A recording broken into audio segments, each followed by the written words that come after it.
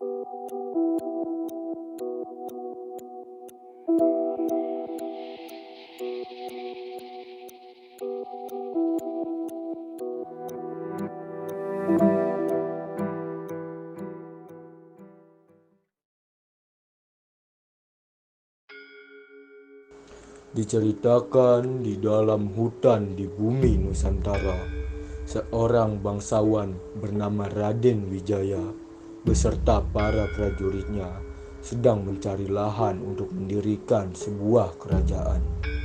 Namun, di tengah jalannya, Raden Wijaya berkehendak untuk beristirahat.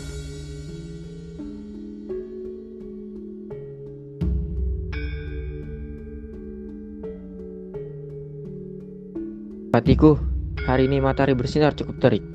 Marilah kita beristirahat sejenak di tempat ini. Baik, Baginda. Prajurit sekalian, perjalanan kita hentikan sekejap. Baginda hendak beristirahat. Mari kita beristirahat bersama.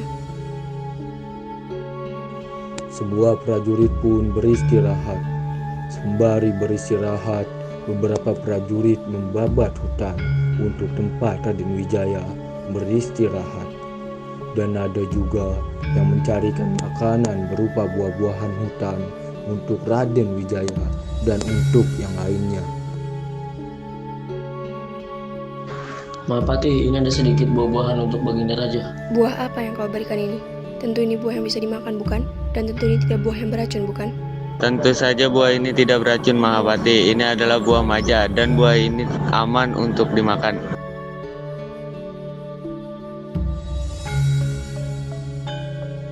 Baginda, ini ada sedikit buah maja untuk Baginda makan. Oh, terima kasih Patiku. Memang aku sedikit lapar. Tiba-tiba di pikiranku terlintas jika kerajaan yang akan didirikan bernama Majapahit. Nama itu kuberikan karena di sini terdapat pohon maja yang terasa pahit. Akhirnya, pada tahun 1293 didirikanlah Kerajaan Majapahit yang terletak di selatan Sungai Brantas yang berpusat di Trowulan, Mojokerto. Setelah Kerajaan Majapahit berjalan, Raden Wijaya memiliki patih bernama Ranggalawe dan Lembu Sora. Diceritakan Raden Wijaya bersama patihnya sedang berada di ruang kerajaan. Wahai pati-patiku, berjanjilah kalian akan setia kepadaku. Berbuatlah yang terbaik bagi rakyat Majapahit. Apa kalian mengerti para patiku? Baik, Baginda, kami mengerti. Usai mengobrol di ruang kerajaan, ternyata Ranggalawe dan Lembu Sora merencanakan sebuah pemberontakan untuk merebut tahta kerajaan dari Raden Wijaya. Temanku, aku tidak puas dengan kedudukan yang diberikan oleh Raden Wijaya, dan aku pun tidak sabar untuk merebut tahta kerajaan. Benar, aku pun telah siap merebut tahta kerajaan. Telah ada banyak prajurit yang akan membantu kita dalam pemberontakan ini. Setelah mereka usai menyusun rencana pemberontakan, mereka pun pergi ke kerajaan untuk menemui Raden Wijaya.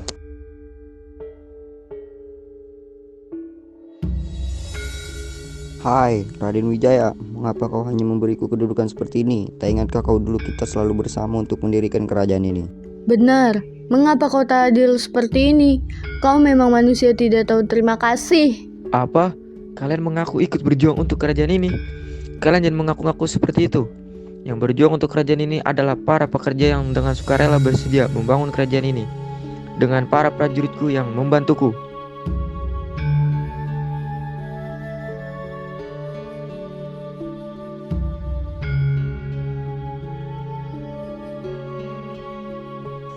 Akhirnya, pertarungan pun tidak dapat dihindari.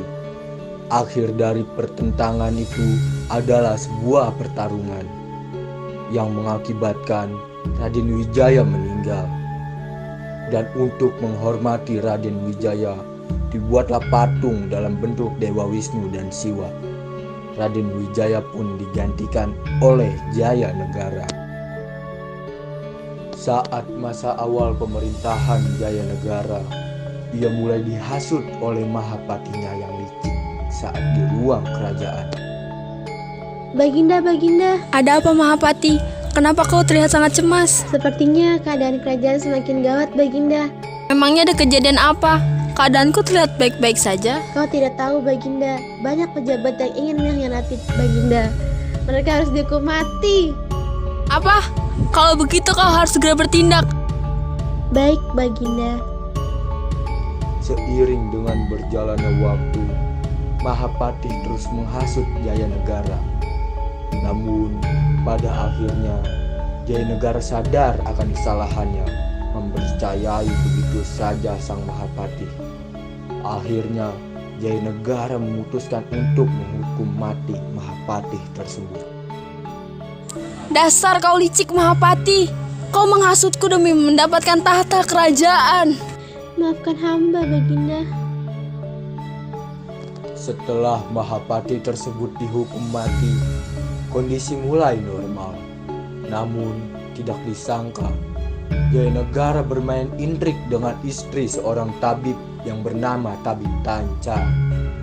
Tanpa sepengetahuan Jayanegara, Tabib Tanca ternyata lebih mengetahui hal tersebut. Hingga pada akhirnya, pada malam saat semua telah terlelap, Tabib memasuki kamar Jayanegara. Hai Jayanegara, Hai Tanca, ada apa gerangan malam-malam kau ada di kamarku? tidak usah berpura-pura. Aku telah mengetahui semua keburukanmu. Kau telah berselingkuh dengan istriku. Aku tidak tahan dengan semua ini, Jayanegara. Hah, kau sudah tahu akan hal itu. Maafkan aku Tanca, aku telah membohongimu. Aku tidak akan memaafkanmu. Bersiaplah untuk mati, Jayanegara. Setelah pembunuhan itu terjadi, Jayanegara digantikan oleh sepupunya, Tribuana Tunggadewi Jayawardhani. Di dalam masa pemerintahannya, banyak terjadi pemberontakan. Salah satunya adalah pemberontakan di Sadeng dan Kuti tahun 1331. Pemberontakan ini berhasil ditumpas oleh Gajah Mada. Kau telah membantuku dalam pemberontakan di Sadeng dan Kuti. Aku sangat berterima kasih kepadamu, dan berkat pengabdianmu terhadap kerajaan, aku mengangkatmu menjadi Patih Mangkubumi. Baginda, sungguhkah engkau menganugerahiku gelar Patih Mangkubumi? Tentu saja, engkau pantas mendapatkannya sebagai dari buah pengabdianmu. Terima kasih Yang Mulia, karena Yang Mulia telah menganugerahiku gelar terhormat tersebut. Maka aku berjanji di hadapan para pembesar kerajaan, aku tidak akan amuk tipalapa sebelum dapat menaklukkan Nusantara. Setelah Gajah Mada mengucapkan janjinya, langkah pertama dilakukan adalah dengan menundukkan Bali pada tahun 1343 dan dilanjutkan dengan melakukan seluruh wilayah Nusantara pada masa pemerintahan Hayam Wuruk. Hai Gajah Mada, kau memang seorang patih yang sangat hebat. Kau dapat menaklukkan seluruh Nusantara dengan sumpah Palapa. Terima kasih Baginda, karena engkau telah membantuku. Tanpamu juga aku tidak akan dapat memperoleh semua ini. Pada masa pemerintahan Hayam Wuruk terjadi peristiwa Bubat. Peristiwa ini terjadi di ibu kota Majapahit, tepatnya di sebuah lapangan luas. Awalnya ini adalah sebuah tipu muslihat Gajah Mada untuk menundukkan kerajaan Sunda Pajajaran. Gajah Mada telah berhasil mendatangkan Raja Sunda, Sri Baduga Maharaja, dan putrinya, Dyah Pitaloka. Mahapatih, kukira usiaku kini sudah cukup dewasa. Melihat putri dan Sri Baduga Maharaja, aku ingin meminangnya. Ini dapat mengangkat kerajaan kita dengan kerajaan Sunda Pajajaran. Tidak Baginda, hamba akan menjodohkan Baginda dengan Dyah Pitaloka. Namun perjodohan ini kita jadikan sebagai tipu muslihat agar kerajaan Sunda Pajajaran mau mengakui kedaulatan kita, Baginda. Baiklah Mahapatihku, kurasa itu ide yang bagus. Kuserahkan padamu urusan itu.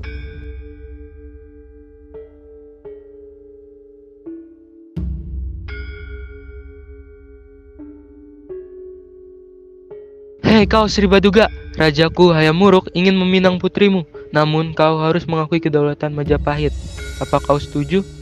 Tidak, aku tidak setuju. Aku tidak ingin putriku menjadi permainan politikmu. Dasar kau, jika kau tidak ingin prajuritmu gugur dan terjadi peperangan, lebih baik kau terima penawaran ini. Apa kau mengerti? Tidak, aku akan setia pada kerajaan. Aku tidak akan mau menikah dengan rajamu. Jika itu maumu, akan terjadi peperangan besar di tempat ini. Kau salah jika tidak menerima penawaranku. Menikahlah dengan rajaku. Aku tetap tidak mau. Aku tak mau hidup bersama rajamu. Lebih baik aku mati daripada aku harus mengakui kedaulatan kerajaanmu. Aku tidak sudi. Jangan anakku, ayah tidak ingin kau mati. Terimalah perjodohan itu. Ayah rela anakku. Tidak ayah, maafkan aku. Sri Baduga pun tidak dapat menghalangi keinginan putrinya, dan dia Pitaloka pun mati. Terjadilah sebuah peperangan besar melibatkan dua kerajaan tersebut yang dikenal dengan peristiwa Bubat. Setelah peristiwa Bubat, Mahapati Gajah Mada mengundurkan diri dari jabatannya karena usia lanjut. Patihku, terima kasih selama ini kau telah mengabdi pada kerajaan. Jasamu akan dicatat oleh sejarah, walaupun kini kau sudah tak menjadi patihku lagi. Saya akan tetap dan selalu berjuang demi kerajaan Majapahit, Baginda. Mengapa seluruh peganganku dalam menjalankan kerajaan ini hilang seiring dengan berjalannya waktu? Karena kematian Gajah Mada dan ibunya Tribhuwana Tunggadewi, Hayam Wuruk kehilangan penasehatnya dan menyebabkan kerajaan menjadi gunjang ganjing. Persaingan dan intrik politik di antara keluarga kerajaan pun terjadi setelah Hayam Wuruk meninggal pada tahun 1389. Salah satu penyebab lemahnya kerajaan Majapahit yaitu adanya perang saudara antara keluarga kerajaan.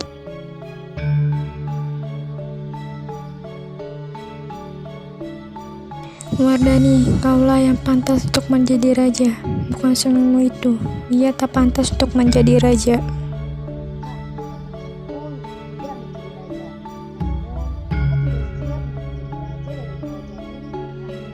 Apa? Kau tidak siap? Kau siap jika kau mau, karena ini memang hakmu, bukan suamimu itu. Istriku, jika kau memang tidak siap menjadi raja, aku siap menggantikanmu. Apa? Bangga sekali mengatakan itu. Bila kau menjadi raja, aku yakin kerajaan ini akan runtuh. Kemarahan Bre Wirabumi semakin tak terbendung lagi setelah Wikramawardhana menyerahkan kekuasaannya pada Sugita anaknya, dan akhirnya terjadilah peperangan di antara mereka yang disebut Perang Parekrek yang mengakibatkan terbunuhnya Wirabumi dan secara tidak langsung menyebabkan semakin melemahkan kerajaan Majapahit, serta timbullah benih balas dendam di kalangan keluarga kerajaan. Dengan melemahkan kerajaan Majapahit, terjadilah penyerangan oleh pasukan kerajaan Islam Demak pimpinan Raden Patah yang menyebabkan keruntuhan Majapahit. Para prajurit, runtuhkanlah Majapahit. Serang! Serang!